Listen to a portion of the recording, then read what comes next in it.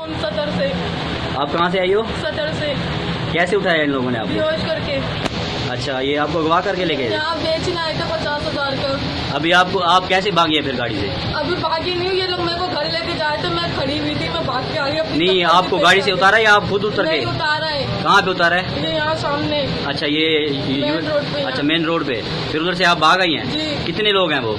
बहुत सारे हैं। अच्छा, ये अभी गाड़ी में कितने लोग थे आपके साथ? मेरे साथ 5 इस गाड़ी में थे, 5 उस कार में थे। अच्छा, 2 गाड़ियाँ हैं? जी।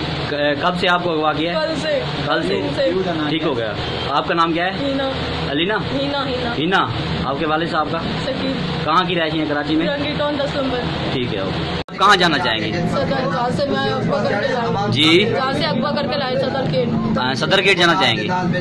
ठीक हो गया। सदर गेट में आपका उधर को घर है अपना? नहीं। हाँ, आप फिर कैसे जाएंगी फिर घर? अल्लाह मालिक है, मेरे को यहाँ से जान के मेरे को ठीक है, आपको पुलिस के हवाले करते हैं, आपको पुलिस वहाँ पहुँचा देगी। ठीक है।